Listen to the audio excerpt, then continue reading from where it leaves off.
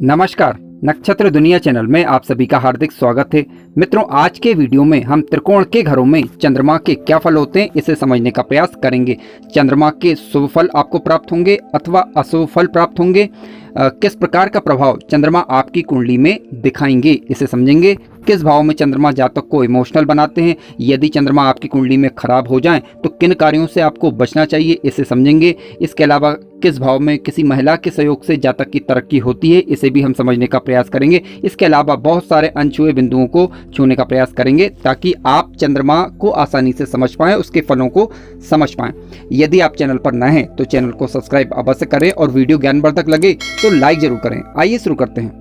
मित्रों, आपकी किसी भी लग्न की कुंडली क्यों ना हो, चंद्रमा को मन के विचारों का कारक ग्रह माना गया है। यदि किसी जातक की कुंडली में चंद्रमा स्वराशि, मित्र राशि या उच्च राशि के होकर कुंडली के कारक ग्रह बनकर बैठते हैं तो जातक के विचार स्थिर रहते हैं, विचारों में स्थिरता रहती है, यानी विचार सात्विक किस्म के होते हैं। यदि अच्छे घरों में चंद्रमा की प्लेसमेंट हो, जैसे कि केंद्र के घरों में अथवा त्रिकोण के घरों में चंद्रमा बैठे हुए हैं और मित्र राशि के होकर बैठे हुए हैं पर्याप्त अंश बल के साथ। ध्यान रखें, किसी भी भाव में जब चंद्रमा अकेले बैठते हैं तो ये ठीक नहीं कहा जा सकता, यानी किसी भी ग्रह के साथ, किसी शुभ ग्रह के साथ चंद्रमा होना चाहिए ताकि चंद्रमा पर अंकुश लगाया जा सके। विचारों में उतार चढ़ाव बना रहता है यदि चंद्रमा अकेले किसी घर में यदि बैठ जाते हैं तब। लेकिन किसी ग्रह के साथ बैठ जाएं, जैसे शुभ ग्रह के साथ यानी गुरु ग्रह के साथ बैठ जाएं तो चंद्रमा नियंत्रित होता है, तो जिसकी वजह से जातक के विचार नियंत्रित बने रहते हैं। ठीक है, चंद्रमा माता के कारक हैं। यदि आप काल पुरुष की कुंडली की बात करें तो कुंडली के चतुर्थ भाव में 4 नंबर की राशि आती है, यानी कर्क राशि आती है,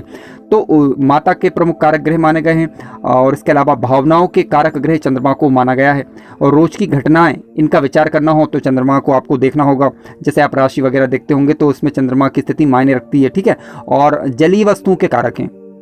यदि किसी जातक का चंद्रमा ठीक नहीं है, जैसे कि राहु ग्रह के साथ बैठ जाए अथवा शनि ग्रह की दृष्टि पड़ जाए या शनि ग्रह के साथ युद्ध हो जाए अथवा केतु के साथ युद्ध हो जाए या केतु ग्रह की दृष्टि पड़ जाए, या फिर कह सकते हैं कि अमावस्या के आसपास का चंद्रमा हो, ठीक है, तो ऐसी परिस्थिति में जातक के विचार कह सकते हैं कि अस्थिर रह सकते हैं, इसकी संभावना बनती है। हालांकि कितनी मात्रा में रहेगी इसके लिए अन्य ग्रहों का प्रभाव हमें देखना जरूरी हो जाता है। कल्पना शक्ति जागृत जातक की अच्छी रहती है यदि चंद्रमा जातक की कुंडली में मजबूत होकर बलवान होकर बैठते हैं तब। चंद्रमा के कारण यदि चंद्रमा लग्न में ही बैठ जाए तो जातक का कह सकते हैं कि जातक के अंदर एक आकर्षण शक्ति रहती है, ठीक है, और सौम्यता बनी रहती है।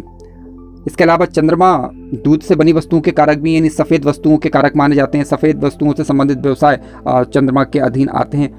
तो आप देखें कि चंद्रमा किस प्रकार का आपकी कुंडली में फल दे रहा है। आइए इनके फलों को हम पहले समझ लेते हैं लग्न भाव में, इसके पश्चात फिर हम पंचम भाव और नवम भाव में इनके फलों को समझेंगे। ध्यान रखें कि चंद्रमा जब भी किसी भी भाव में बैठते हैं तो 4 नंबर का राशि अंक आपको लिखा मिले तो समझ लीजिए कर्क राशि है, और यहाँ पर चंद्रमा खुद की राशि में माने जाते हैं, अच्छा फल देंगे।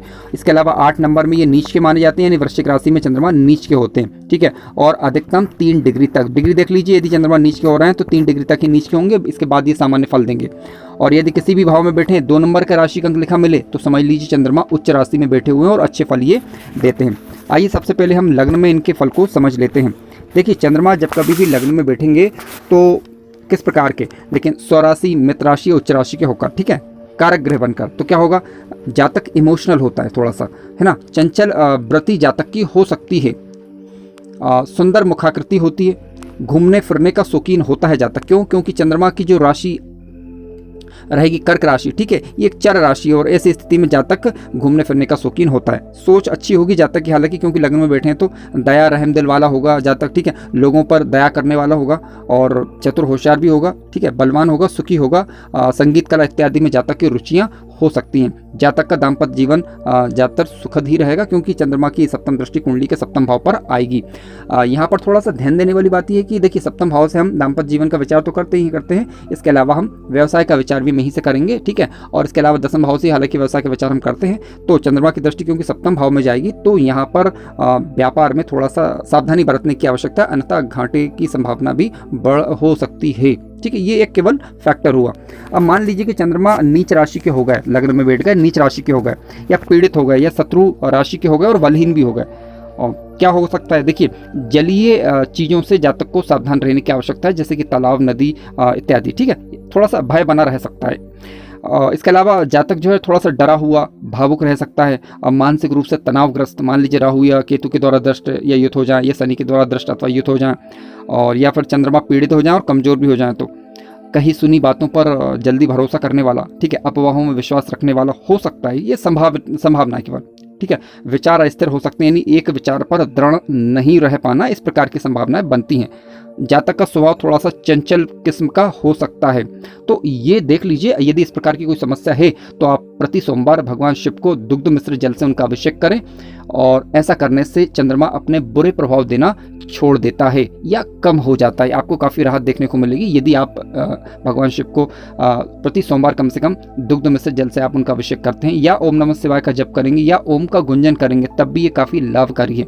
आइए बात करते हैं कि चंद्रमा यदि पंचम भाव में बैठ जाए तो किस प्रकार के फल हो सकते हैं। मित्रों, कुंडली के पंचम भाव की बात करें तो यहाँ से संतान का, शिक्षा का, ठीक है, इष्ट देव का विचार हम करते हैं, उच्च शिक्षा का विचार करते हैं, यहाँ से शेयर मार्केट इत्यादि बातों का विचार भी हम यहीं से करते हैं। जातक के अंदर सृजनात्मक क्षमता कितनी होगी उसका विचार करते हैं, प्रेम इत्यादि बातों का विचार भी हम यहीं से करते हैं। देखिए, चंद्रमा यदि स्वयं की राशि मित्र राशि, उच्च राशि के होकर बैठते हैं किसी शुभ ग्रह के साथ तो अच्छा रिजल्ट देते हैं। कन्या संतति होने की संभावनाएं बढ़ जाती हैं यदि चंद्रमा यहाँ पर बैठे हुए हैं तब। अब इसका मतलब ये नहीं कि पुत्र संतति नहीं होगी, देखिए कन्या संतति होने की संभावना बढ़ जाती है, ठीक है, केवल ये बात हमने कही यहाँ पर। शेयर मार्केट इत्यादि में जातक को लाभ हो सकता है यहाँ पर, लेकिन आप ये देख लीजिए कि पंचमेश और चंद्र में मित्रता है या नहीं, ठीक है।